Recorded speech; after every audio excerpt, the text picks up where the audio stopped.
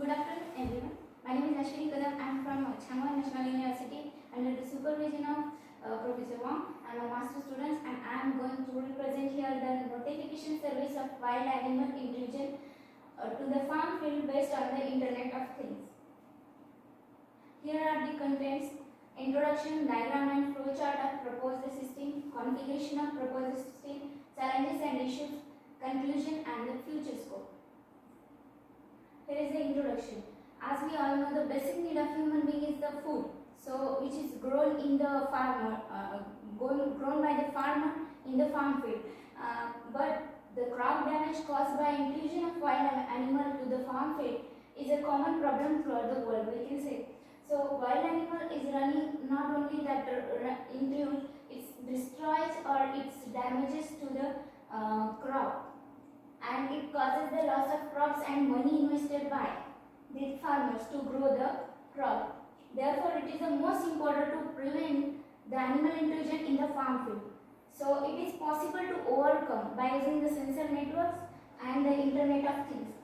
This system represents the step-by-step approach to get the notification based on the PIR sensor. PIR sensor, it is a passive infrared sensor, a sensor along with the Arduino. LoRaWAN is the low power wide area network and real-time cloud such as internet with fire-based technology.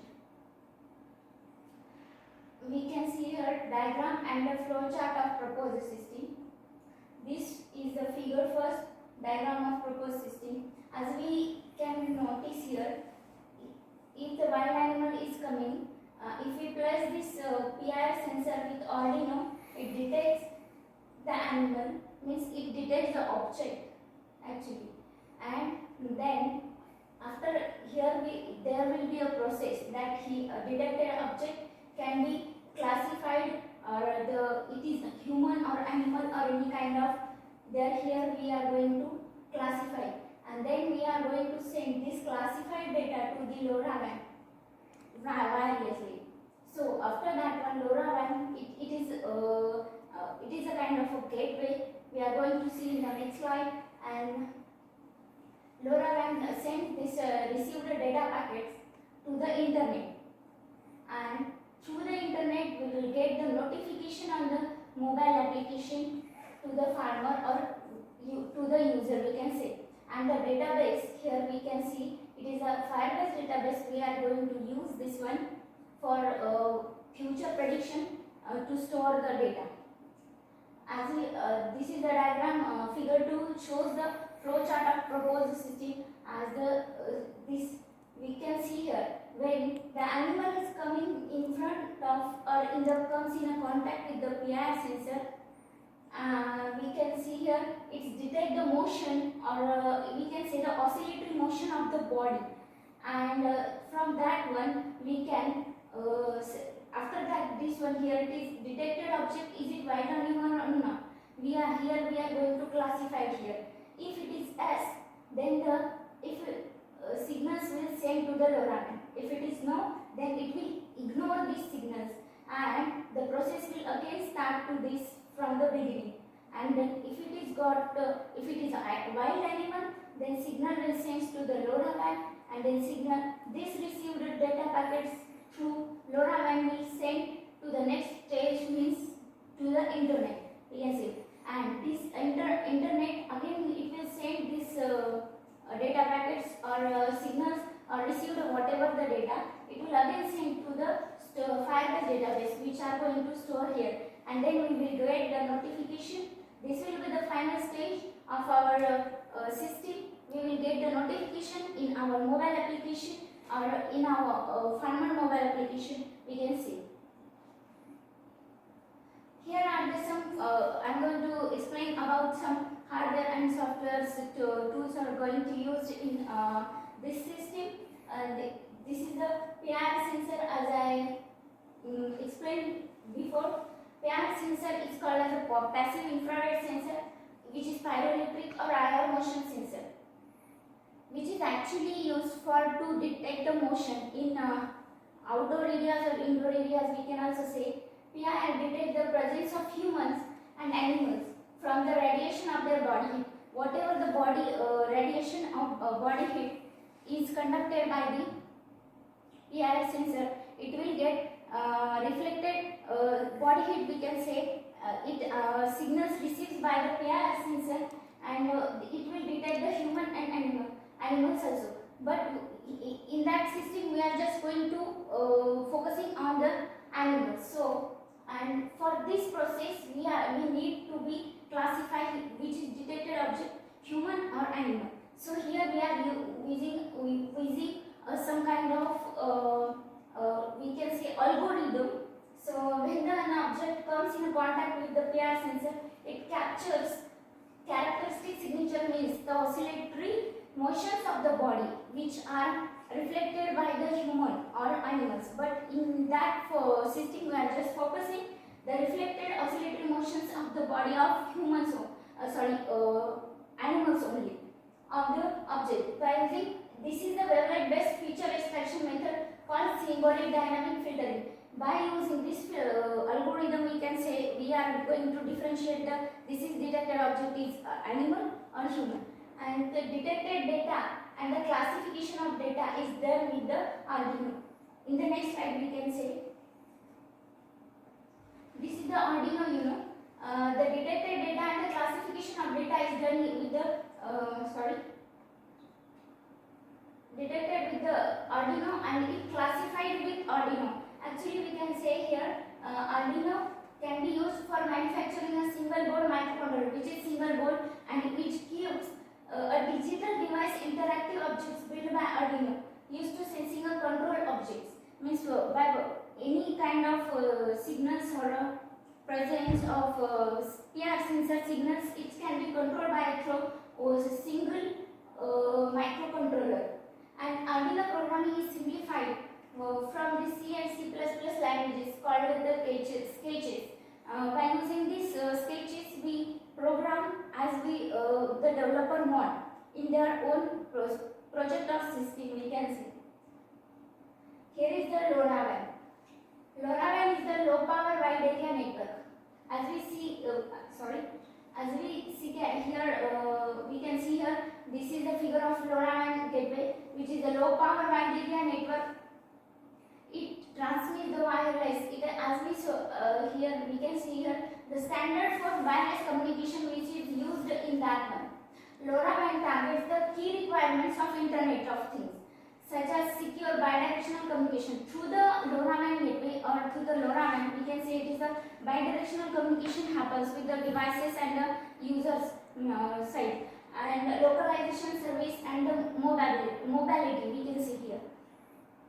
And the main reason behind to use this the LoRaWAN is it has low power consumption and long range transmission, as it covers the maximum up to 10 kilometers wide area and gives the connectivity between the devices. And LoRaWAN has a capability to acquire sensor signal and send it further to the cloud, means it wirelessly communicate with the cloud. As we all know, the internet is the human's basic needs, and without the internet we can't do anything wirelessly. Or as it's a global network. Every country or world is connected with internet wirelessly. Without internet, the communication is, we can say, it's impossible. So internet is a global network. Why it is possible to transmit a large amount of data across the world? Throughout the world, we can send this data wirelessly throughout the world or everywhere, we can say. It allows us to register devices as well as to communicate them wirelessly. Means if we register devices on the internet, or we can communicate our devices wirelessly. Here are some softwares, database servers and the mobile applications. Here we are using the Firebase database to store the generated data by the system. The main purpose of this Firebase technology is used in the system for the future predictions and analysis. Whatever data is generated in the system, we just store it for the future analysis. Future predictions and analysis. And the mobile application we will be built using the Android Studio. And the function of this mobile application gives the main purpose of this system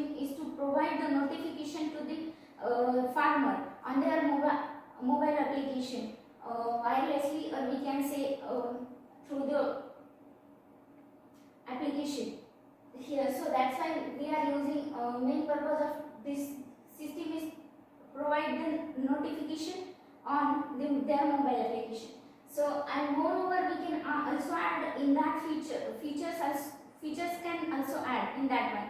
So if we want to add the features in that application, we can also add to for farmer convenience related to the farm field, like here temperature and humidity. Challenges and issues. As we can say, every system has their own challenges for development, or better if we use more analysis, or if we use some kind of greater technique by comparing with each other, we can reduce these challenges and issues. The challenges for the next research: how the system can give the accurate result about the detection of the object, like wild animal. Means how if detected object is wild animal or not, how it will be explained, or how it will be give the analysis, correct analysis, accuracy, we can say accuracy, how we can it will give the about it is detected object is the only wild animal, and how it will send the information on the mobile application. And here we want to detect only the wild animals, but we cannot say only the wild animals can come to the near to the farm field. There also can be their own farmer also can come, and even the pet animals, we can say, like buffaloes and cows, and also like little pet animals also can come near to the farm field. So it is quite difficult to get the information and classify this, categorize the with this challenge. This is the big challenge, we can say. Moreover, how will be the sensing accuracy of pairs? When the pair sensor gets hotter, we can't predict it will sense the correctly the motion of the objects or not. The conclusion and the future scope. The intrusion detection of wild animal using a PR sensor with the Arduino and the use of LoRaWAN provides the wide coverage. Means the main purpose of LoRaWAN in use in that system, which is giving actually the wide coverage area and low power battery consumption. So the new feature of this system is the notification we get on mobile application. So we are going to develop a mobile application to get the notification if the wild animal is detected near to the farm field. And the use of Firebase database to store the data, and the mobile application notified before the intrusion. The main purpose of this one, before intrusion to the farm field, we just want to notify to the farmer there is farm animal is found near to the farm field, and it is more effective and easier to use for farmers. Future scope of this development: the use of if we use the geofencing technology, which makes the boundaries over the farm field to get exact location of animal. So the geofencing, in the future we can use the geofencing for this to the farm field. So it will give the exact location of our animal while is found at exactly at which place the animal is found. So and the building and enhance the multiple sensing system capable of detecting any kind of intrusion efficiently, which can be protected farm field from intruders. And we are going to just the main purpose of this one, to intruders, to protect our crops as well as to protect our land from intruders. That's all from my side. Thank you.